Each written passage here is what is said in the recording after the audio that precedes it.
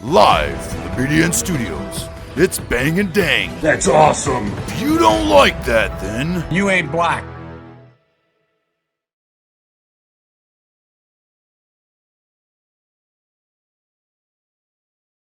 Back for Outlaws and Gunslingers with Bang and Dang. Bang here, Dang sitting over there, and another installment of the world's most popular podcast about criminals and gangs. Yeah. Why are you laughing? It's not a fake narrative. There's no fake news here. We're on CCN, not CNN. Biden got 81 million votes. He did. 82.3.9. All legitimate. All legitimate. With that being said, what is legitimate is the subject of today's episode, which we told you we're moving into some gang shit. Gang. This one's all about the 85 Corvette. Circle taillights. Yeah. Diet Dew. Moving into gangs after last week's episode of the Zoot Suit Riots. Kind of setting this up for Zoot Suit Riot. Throw comb through my cool black hair. setting this up in the terms of California and the Mexicans. Hey, Vato. What are you doing in my body, OSC? Is that racist if we talk like that? No, we got Mexican family. Well, that doesn't mean anything. My best friend's black. My sister's neighbor's brother's ex-wife's sister-in-law. He ran into a black guy once at Walmart. I said, excuse me. I'm technically family, man. Right. Technically family. Right. We get Christmas cards. And that's the sound of everybody immediately clicking off this episode. Oh, come on. To the two people that are still joining us, this one's going to be all about the Mexican Mafia, the famous Mexican Mafia prison gang, which we'll hear more about later. But you guys probably know this gang due to the fact of the hit movie American Me. Or Blood In, Blood Out. Actually, he's more hit than that. Nah, it's not. American Me was definitely the more successful of the two. Why? Because Edgar Almost, what was his name? Edward James Olmos. Edward James Olmos. Yeah, well, we'll get into him later. Edward James. We'll get into that guy later. But, yeah, the true story of Why the are we Mexican... getting him later? Well, we'll see. Is he a criminal? We'll see. The Mexican Mafia, He's Jaime Escalante. which was a prison gang formed in 1957 at Dual Vocational Institution, or DVI, in Tracy, California. So it's a vocational institution. What's that mean? Well, it's the last stop for the worst youthful offenders in the California Youth Authority system. So this is the last stop before, like, man, you guys keep messing up here. We're sending you straight to prison after this. You're going to the big time. I'm on my way here, big time. Oh, Louis Hero Buff. Don't forget my khakis, eh?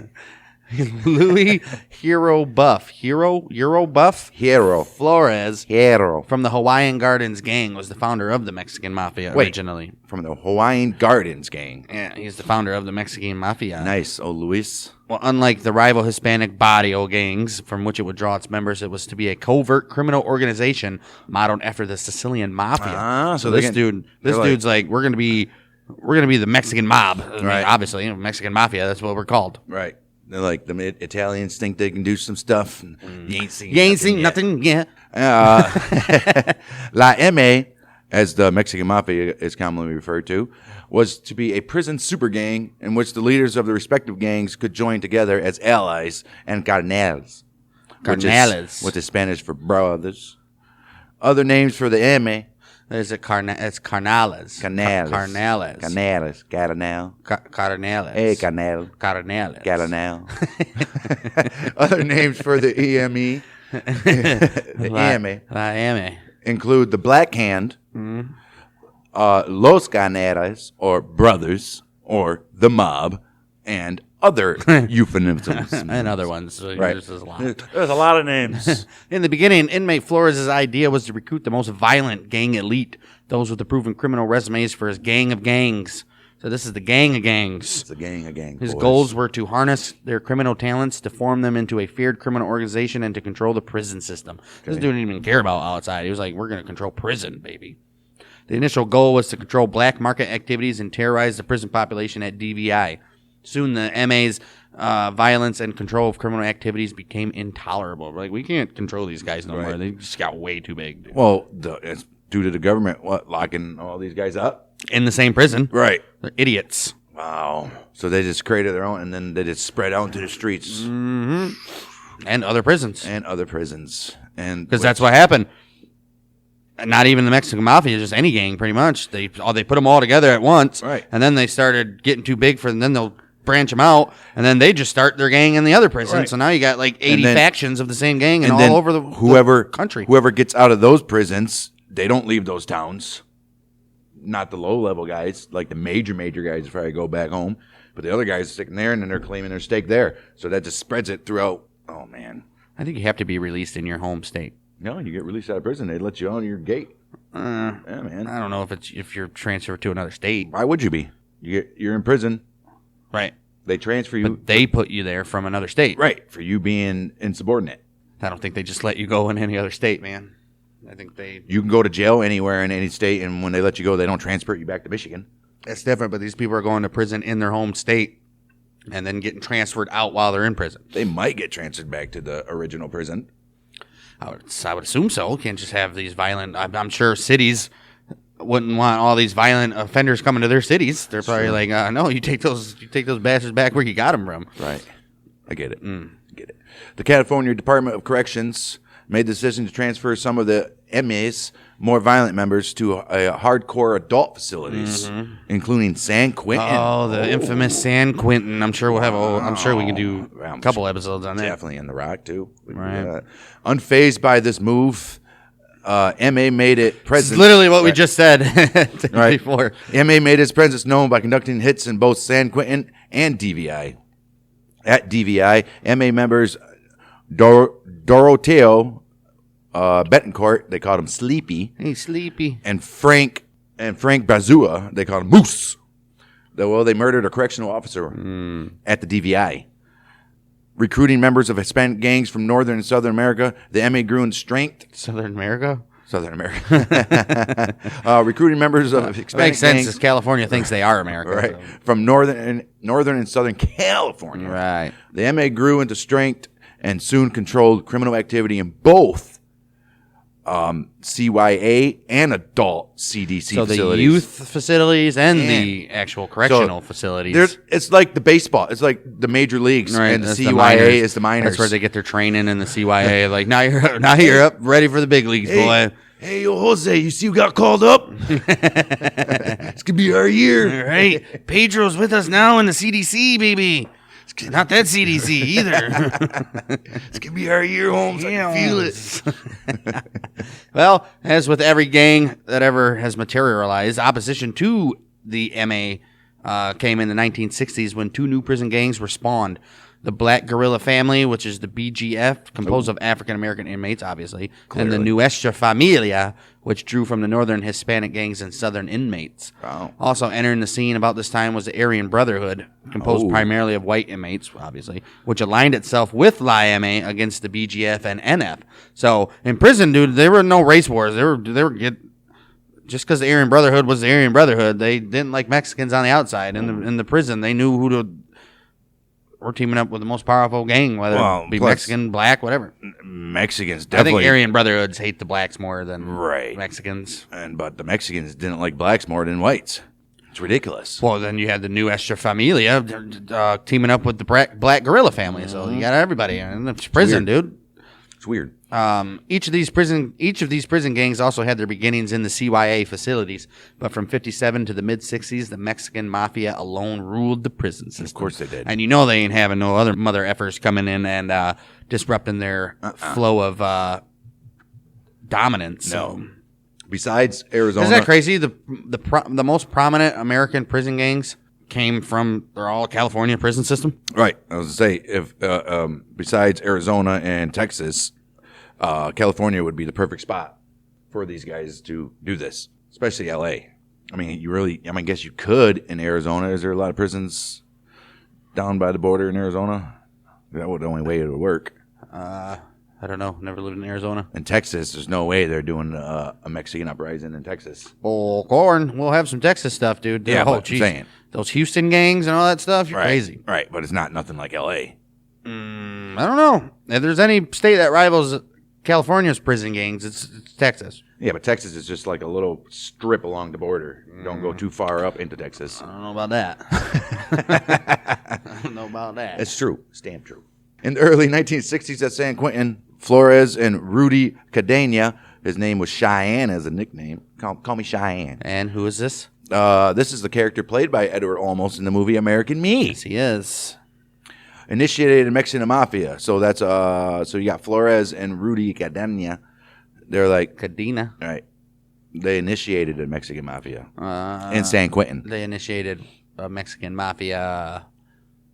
Yeah. They initiated, okay. In the early 1960s at San Quentin, Flores and Rudy Cadena, they called him Cheyenne. This guy was Edward Olmos in the movie American Me. Mm-hmm. Big guy, top guy. Right.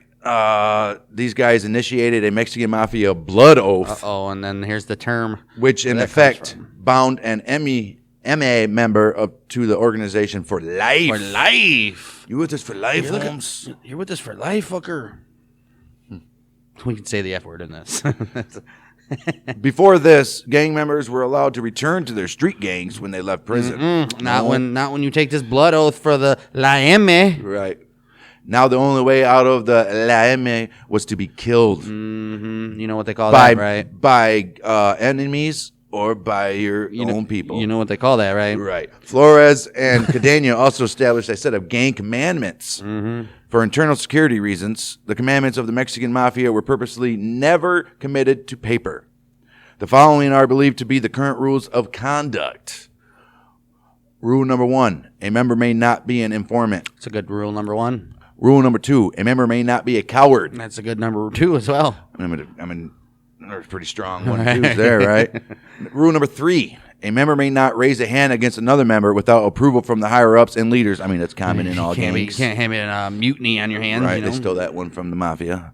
Well, from any gang, really. Right. A member must now show, this is rule number 4, a member must now show disrespect. Not show. Oh, must now. You must now show disrespect to any member's family. Screw number 3. Right. Rule number 4, a member must not show disrespect for any member's family, including sex with another member's wife or girlfriend. Yeah, you never which do that. Is common practice for... You don't even... That's common practice for... Anything. Anybody. Right. You don't have to be in a gang to follow that rule. Right. Rule number 5, a member must not steal from another member. I mean, come on now. Right. Yeah. Common sense. I mean, I like these rules. Yeah. They're pretty good. I live by them so far. Rule number 6, a member may not be... Rule number 6, a member may not be a homosexual, a sex offender, a child killer, a child molester, or a rapist. Wow. Then how are you going to have some members then in the Mexican Mafia? I'm kidding. Well, see, number 6 is a little hypocritical. Right. Considering, which we'll get into later, what they did in the prisons. Right. But they don't count that. Well, you don't have to be gay to have man-on-man sex, do you? I think you do. Well, you don't have to be. No, not if it's forced. Right. Which would be rape. Well, that's not forced, though. Either way. Let's move on. Yeah, rule number 7. Please. A member must not... number 7 rule. A member must not politic against another member or cause dissension within the organization. Yeah, man. Like I said, you can't be having uprisings and conflicts within the gang. If you're in trouble, you should know your place already. If you know it. Number 8 rule. Membership is for life. The only way out is death. Rule number 9. Retaliation must be carried out if anyone crosses la M. No exceptions. None. I mean, when I say retaliation, you just walk up to the guy and like slap him in the back of the head. What are you doing? Come on, man. You crossed me. Come on. What are you doing? You crossed me. Right. Rule number 10.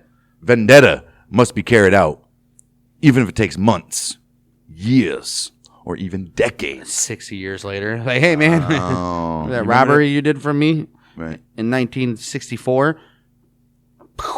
Right. Hey, man, you cut me off, remember? 1992. I've had a vendetta ever since then. 1992, December 10th. I wrote it down on my vendetta log. It's 2008, man. I wrote it down on my vendetta log, Holmes. All right, you got to go. Rule number 11. If a member of La M gets harmed or killed by someone else, such as police or another criminal gang, Retaliation must be immediate and must be swift, brutal, obviously deadly. All right, they're like ordinary people. If they cross you, we'll get you. We'll get you when we get you. But if you're a copper or another gang member, we're coming out that night. Instantaneous, before they even write down his death certificate. I'm rolling straight lokin'. So rule number 11 is understandable. Right. Rule number 12. Well, for a gang. Right. Makes sense in gang context. Right. Rule number 12. It's mandatory to assault or kill all dropouts and traitors. Right. That kind of goes hand in hand With the other one. You're there for life. So that rule should not even be. Right. I guess it's mandatory. It's mandatory. Right. No, rule number 13. La M.A. comes first. Even before your own family, religion, and God. I don't know if I can agree with that one. Now, that's the one.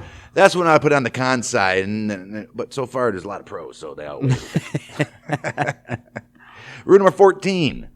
A member must not interfere with another member's business shit. I thought gang life was like you do whatever you want. Like what the hell is this, man? So you can't interfere with another member's business activities. I mean, obviously, you don't step on people's toes. No. You don't put your hands in my pocket, mofo. Rule number 15. A member must never harm children. Goes back up to rule number. Well, that's child molester, 6. child killer, but you don't even want to. Right, can't even smack them up. You can't do that, you man. can spank them on the ass and stuff, right? Well, I don't think they're talking about your own kids. I'm talking about like you go in somebody's house to get them. You don't touch kids. Never. Didn't say nothing about the other family members though. Right. Rule number 16. A member must always treat another member's family with respect and kindness, which goes back all the way up against the repeating rules here. I think they just got they were like, what else? After they smoked 3 blunts, they forgot already. Rule number 17. A member must protect another member from harm. We know that. Okay. Rule number 18. A member must treat another member like a brother. Or a carnal. So let's get rid of. How about we just simplify it to 9 rules because 9 of the rules are the same. Right. So, well, there you go. Now you guys know the supposed rules to be a LAM member. But the top 3, pretty good rules. Yeah, pretty good rules. Very few Southern California gang homeboys resisted control by the MA. A great majority coveted membership in favor would willingly put in work for the MA cause. Of course they would. They want to be, you guys associated with this gang, we're going to get some cheese and we're going to benefit from it. Right. And they ain't going to kill us. Right. Well, these Serranos or Southsiders became convenient and expendable instruments to be utilized by the Mexican Mafia to further its criminal enterprise. They're pawns. They're not officially members, right? But they can use them to, they're backup and stuff. They're pawns, man. They throw them out in the front lines. Their loyalty to MA is often expressed by identifying their respective gangs and adding 13 for the letter M, which is the 13th letter of the alphabet, or X13 after the gang name. Right. WFX13, for example, means the gang member is from the White Fence Gang, which is an affiliate of the MA. Right. Not members, but affiliate. Right. They're affiliated. They're like they took the blood. They're like they're like the a friend. He's a friend. Right. For like the Italian mafia, right. Of the non-Italian guys that can't actually be in the mob. Right. He's a friend. These are the guys that you can hit without having to ask nobody. Oh, for sure. Oh, yeah. What, man? He was running his mouth. These guys mess up, right? You don't have to ask nobody to hit one of them. Right. Mm-hmm. In the 1970s, the black hand of the Mexican Mafia expanded outside the prison walls. Here we go. As we thought they would. It took them a while, though. Mm-hmm. I know, right? And evolved into a criminal organization specializing in extortion, narcotics trafficking, and other crimes. Get lumped in with them others. You got to do it. Jeez. However, its main business remained Moida. The first murder outside of prison that was ordered by a Laime occurred in 1971 when Mexican Mafia member Alfonso Alvarez, which they called him Pachi, was found shot twice in the head in a secluded area of Monterey Park. Uh-oh. His offense? Wait. There's a Mexican Mafia member, too. Right. His offense? Collecting taxes on narcotic dealers without kicking up the profits to AMA leaders behind bars. Wow. Known in the gangs as Big Homies or Amaros. Hey, you didn't kick up no profit to the Big Homie. Fuck that Big Homie. He's in prison. Big Homie. He ain't never come out. You know what he can do? He can suck my dick. Yeah. Dang, so the first murder outside of prison walls was honoring one of their own members. Right. I mean, they had to. Look at the guy. He was right. extorting. You read the rules. I mean, that guy's third. I mean, You read the rules. right. I mean, Swift and immediate. we even duplicated some of the rules just in case you guys didn't understand. We worded them a little bit differently, but I mean, come on.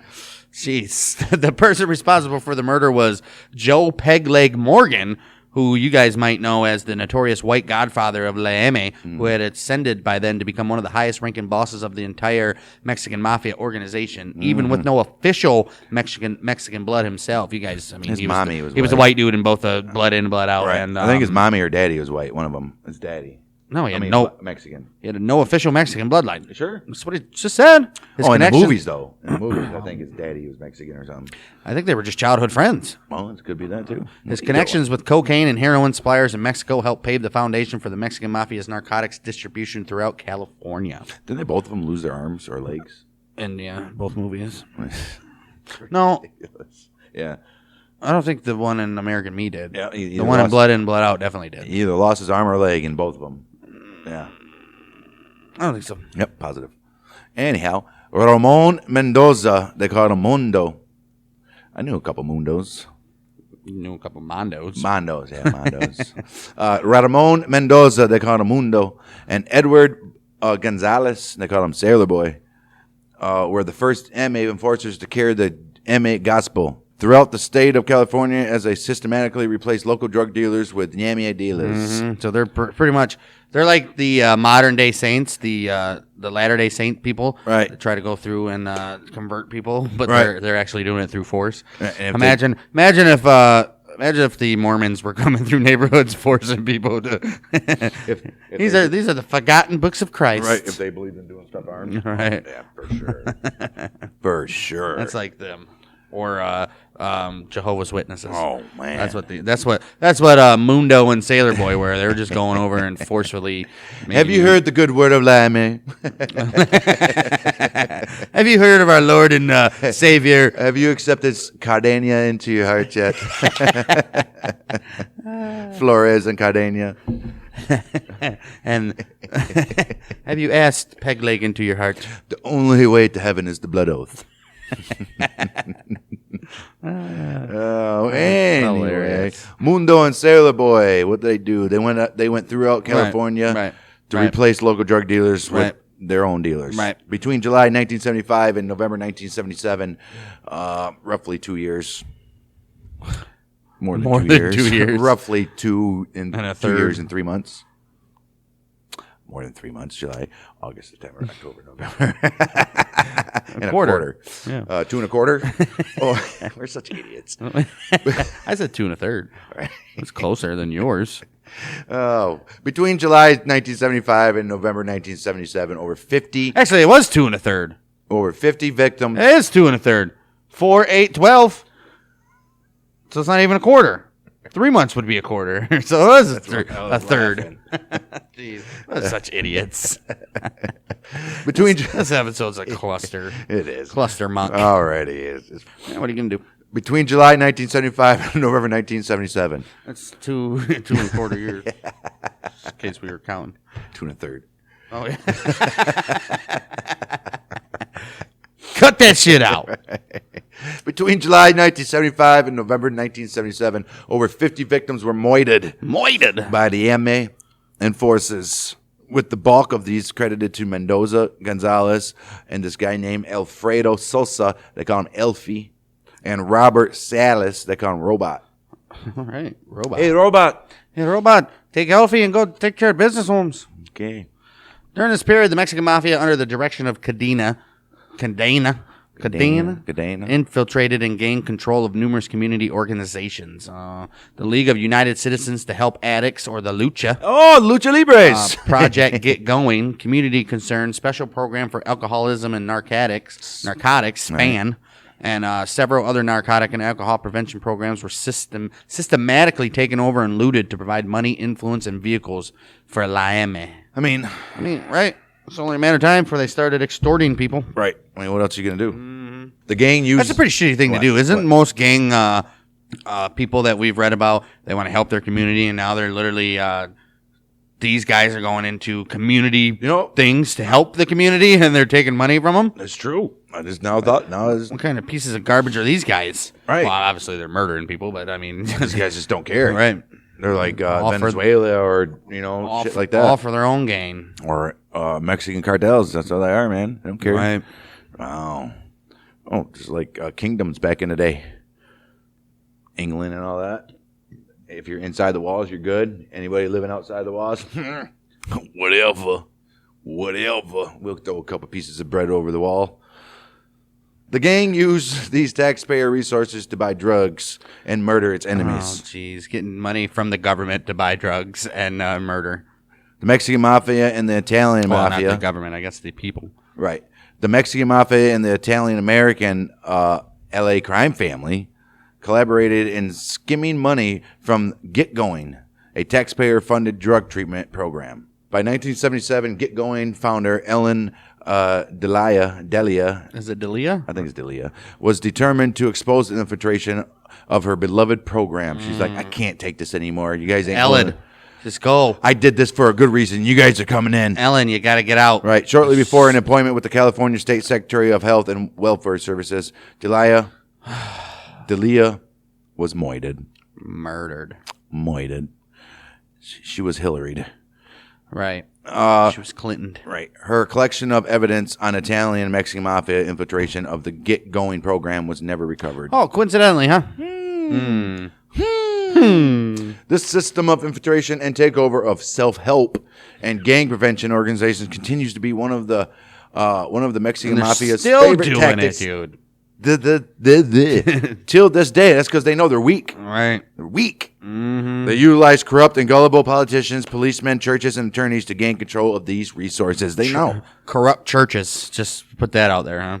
A lot of them. And guess what? Those churches are? Guess what? Churches are affiliated with the. I mean, this is not it's not a racist thing or anything. It's common sense. Which religion and churches are strongly related with Mexican culture? Oh, how about give me 10 Hail Marys? Give me 10 Hail Marys. You call me in the morning.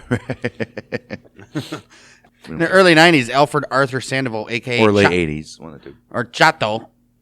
His name is Chato, a high-ranking MA member, shot and killed Gilbert Martinez and Anthony Estevez. A third victim, Manuel Torres, survived the attack.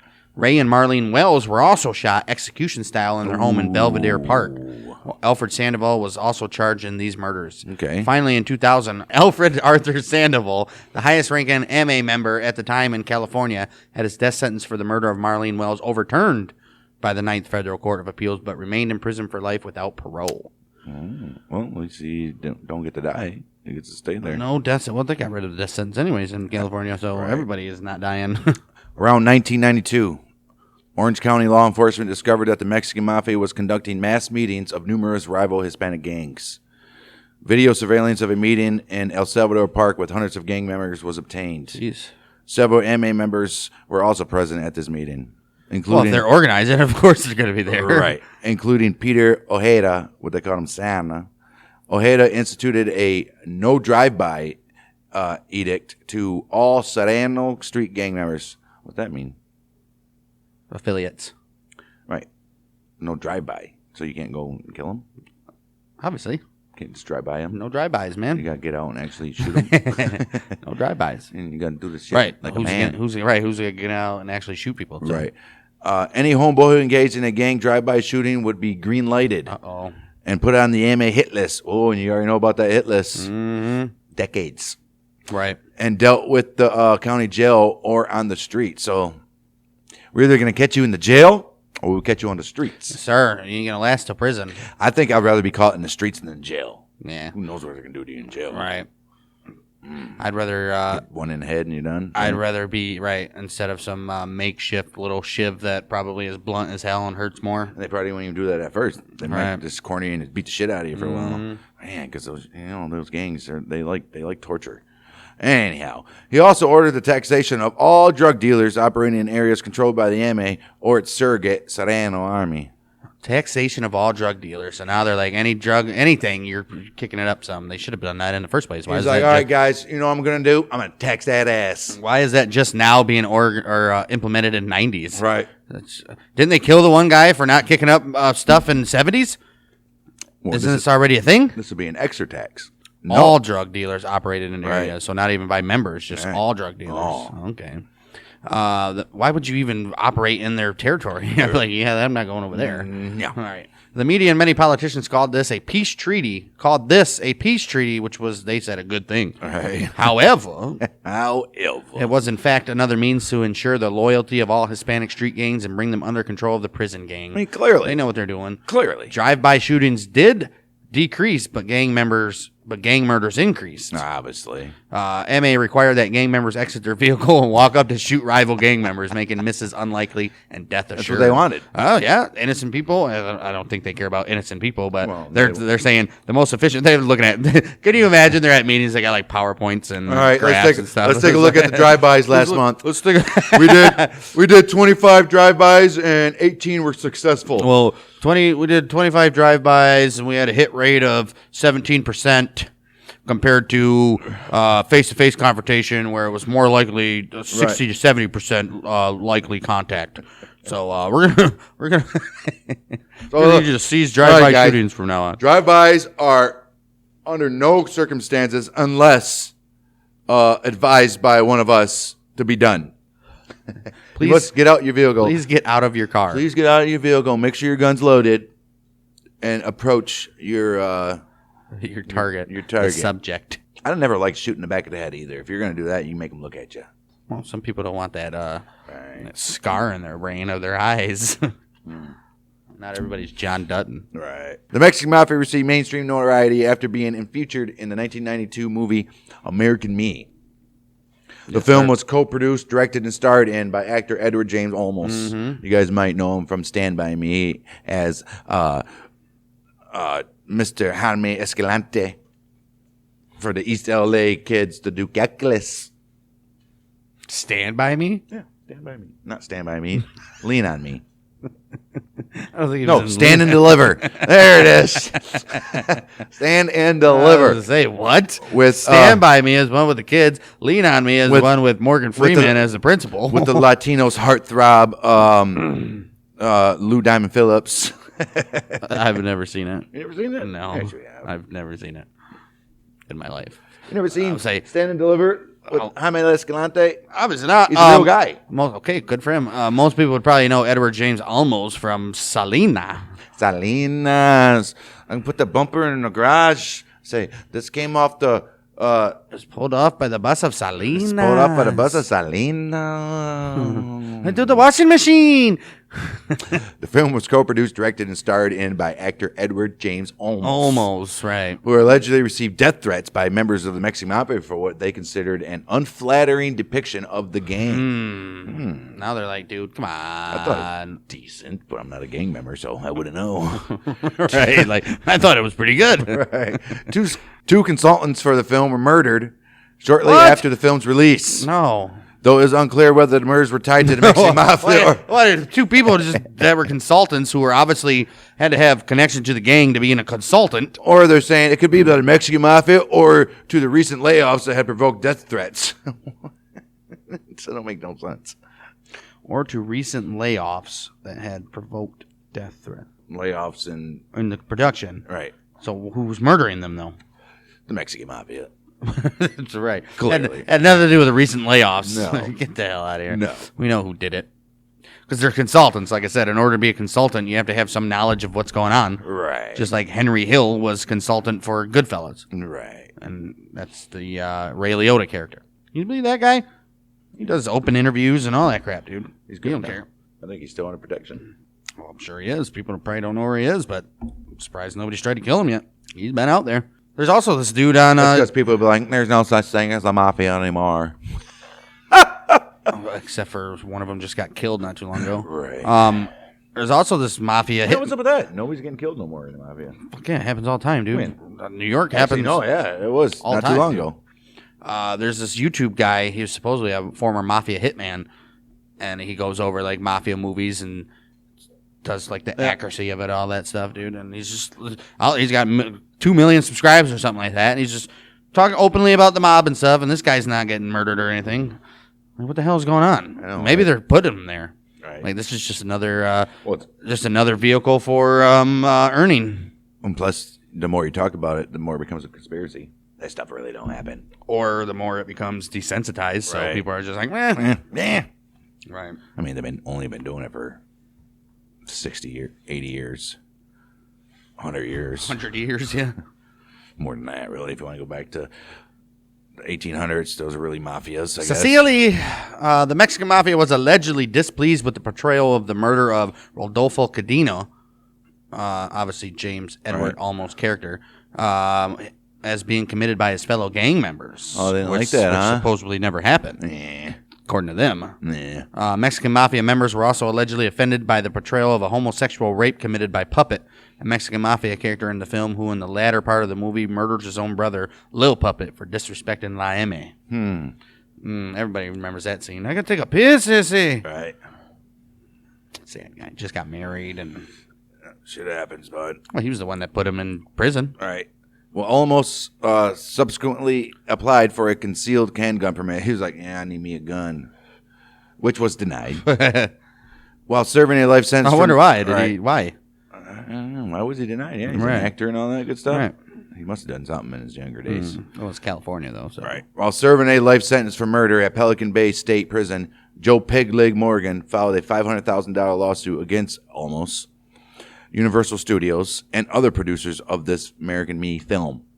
Morgan claimed that one of the principal characters in the film was based on him without obtaining his permission. Well, I think if you're state property, they can do whatever they want. Right? Yeah. Who cares if you base somebody on somebody? Who gives a shit? I don't think that's like rights for as long as you're not naming them him. I can think of like 12 movies that's based on me. I can't think of them. I mean, I can probably look up 12 movies that are based on anybody can. Oh, that's based on me. Well, there's more than 12 movies with characters that are pieces of shit. In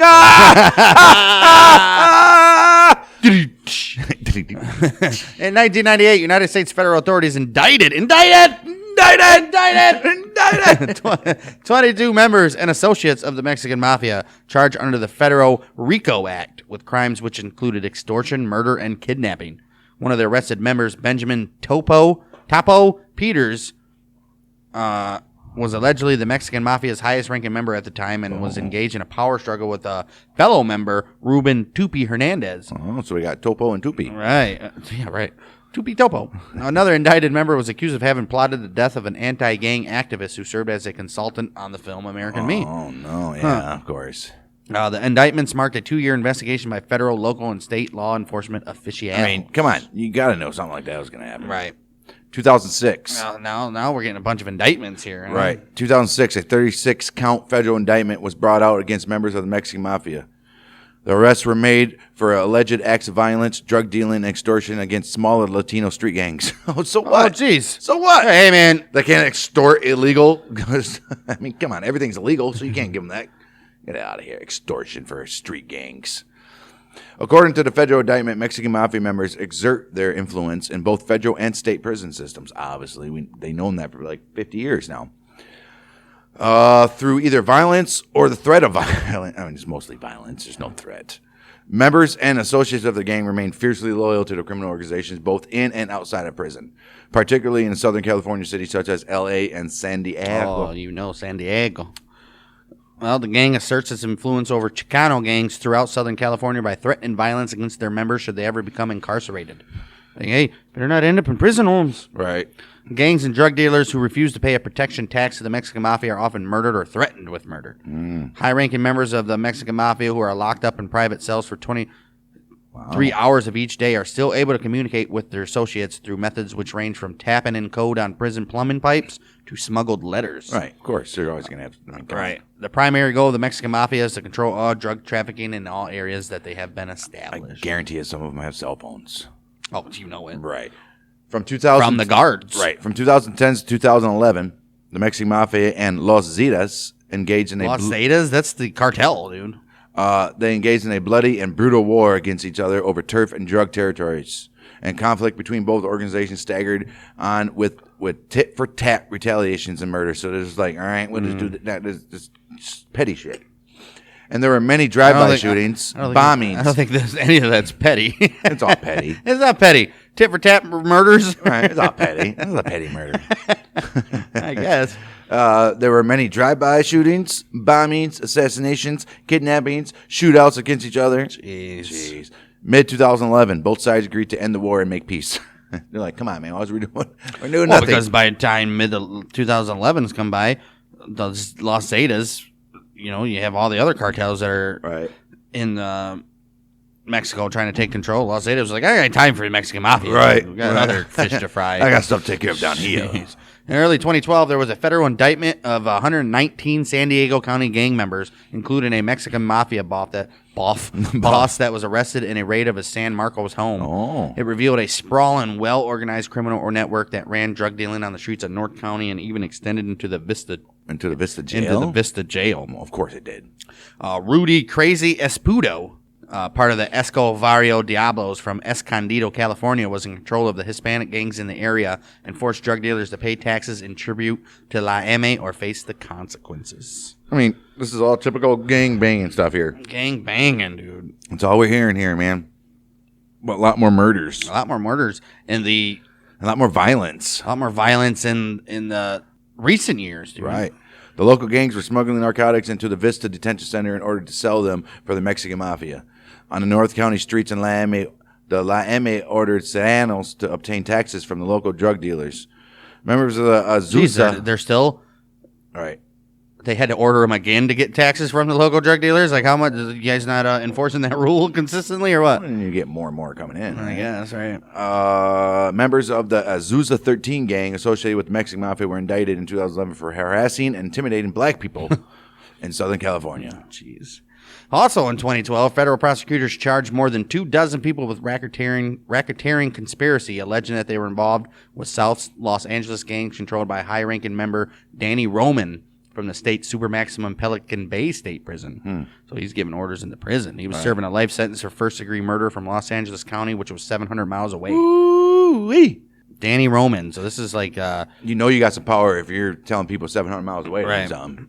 High-ranking member guy. Right. Well, Roman wasn't charged, but prosecutors said he was controlling a dozen gangs. He wasn't charged for the racketeering stuff. Right. So he said, well, this guy's like... He's already in prison for life, so what are they going to do for him? Including one that extorted vendors at a swap meet and another that targeted students at the University of Southern California in drug trafficking, killings, and robberies. USC, huh? You go to USC and you do things there.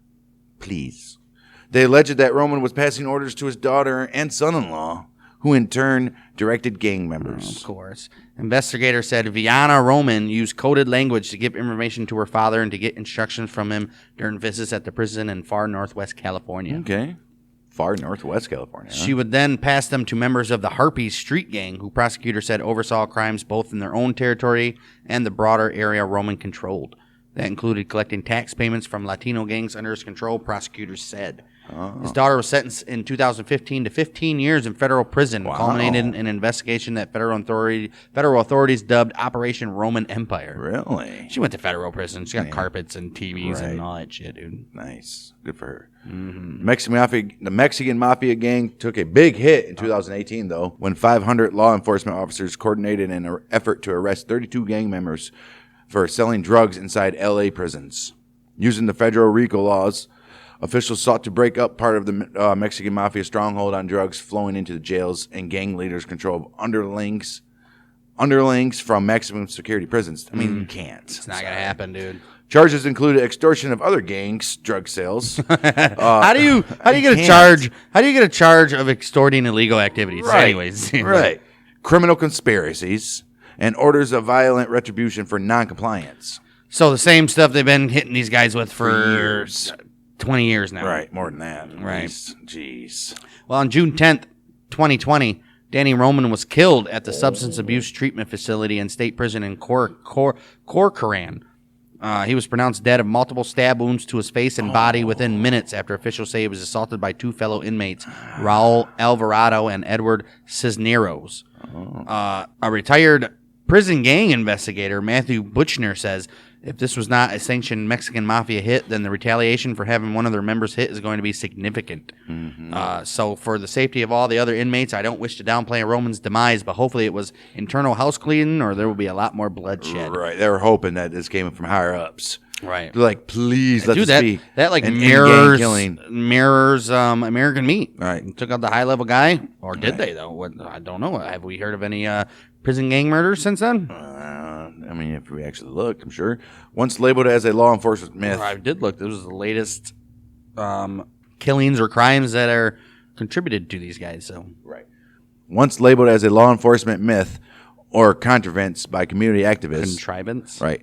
This secret organization has been dragged into the clear light of the courtroom and is now recognized by the media and the general public as a diabolical criminal gang. Yeah, pretty diabolical, I would say. It took 70 years. Right.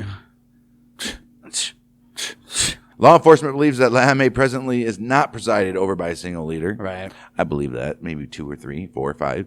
Many Mexican Mafia members have the authority to order murders and oversee various other criminal activities. Right. So it's just pretty much whoever controls the territory can do whatever they want. They have almost 1,000 associates that help carry out these orders and have the theoretical control of all Serrano gang members. So basically, it's still the same. Right. Members are expected to engage in tests of their loyalty to Lahame, which they may include theft or murder. Clearly, it's like a panel now of like probably 6 to 8 people. I doubt more than that. Like I said, it's probably whoever controls the territory. Right. Whoever's the territory boss, he's doing his own stuff. As long as he's kicking it back up to the gang, Right. Right. you know, I can see that. like the high-ranking members in prison and all that stuff. Right. I can see But that. he can go out and control his own territory, order murders, and do whatever he wants, pretty much. And you don't have to. He don't have to ask. Right. Crazy, dude. Well, the penalty for refusing orders or failing to complete an assigned task is often death. Obviously. It has to be. According to the gang's constitution, members may also be punished or murdered if they commit any of the 4 major infractions. We know Any this. of 4 major infractions. These include becoming an informant, acts of homosexuality, acts of cowardice, and showing disrespect against fellow gang members. According to gang policy, a member of the Mexican Mafia may not be murdered without prior approval by a vote of 3 members. So that's what it is. It doesn't matter who the members are. You can get 3 members together and they all vote yes, and you just kill somebody. But yet the murder of non-members requires no formal approval. I mean, they would like it if everybody knows this person. Well, I wish you would have let me know. Nah, you just go out and kill them. Right. But a member, all you got to do is get 3 members to say, yeah, kill him. Right. Government officials state that there are currently 400 to 500 official members of the Mexican Mafia with around 1,000 associates who also carry out its illegal activities in the hopes of becoming full members to this day. To this day. There's probably way more than that. 400 to 500 official? Nah, probably not. They keep track of that. Do they? Of course. And there's got to be more than 1,000 associates. And that's definitely not good keeping track of. 400 to 500 official members? Official members, but 1,000 associates is good more than that. Maybe. You're talking Chicago, L.A. I don't think Mexican Mafia is in Chicago. Oh, it definitely is. I don't think so. Definitely is. If you guys want to see like a literal rundown of every little tiny instance, or I don't know what the word I'm trying to say, of what these guys have done, you can go to gangsterreport.com and it literally lists from like 1950 to up till now of small infractions of not only murder, but just stupid stuff that this gang's done. Hundreds of stuff that you can look up, crimes and all that stuff that these guys, I mean, it's literally hundreds and hundreds of things that you can look up. So it's gangsterreport.com if you want to look up any more on the Mexican Mafia. And that's going to do it for today's episode on the Mexican Mafia. Maybe next week, thinking about doing maybe the Vice Lords. Who are those? The second largest gang in Chicago, a black gang. So What years? Now. No, we can do that now. From the 40s to No. From the 40s to now. So, yeah. I don't know. It'll be a gang of some sort, I'm sure. Yeah. Not really sure how this episode went because when you're pronouncing things that you don't know how to pronounce, and then I mean, what are you get gonna do? Thrown off. Sorry. Yeah, so we'll be back next week. We're not sure what it's going to be. Some. It's gonna be some Eminem shit. It's going to be some sort of gang. Don't know what, don't know when, and don't know how, but we'll be back next week for that. In the meantime, go check out, if you're a fan of wrestling, we do the Monday Night Watch Along where we went back from the first episode of WCW Monday Nitro way back in 1995. At the Minnesota at the Mall of America Mini. We watch the main events of both Raw and Nitro, and main events of every pay-per-view in between. We give them our own scores of how we liked it, and we decide who really won the war of the Monday night. So that's the Monday Night Watch Along wherever you are. Get your podcast. We are on, I think, week 113 right now. We just got past the debut of Kane. It's gotta be Kane. And so that stuff's hyping up. We're heading towards the Montreal Screwjob, and we've said it 100 times. Starcade, Sting, Hogan, all that good stuff. So Monday Night Watch Along wherever you get your podcast. And we'll be back next week. So the Mouth Michiganders with Bang dang.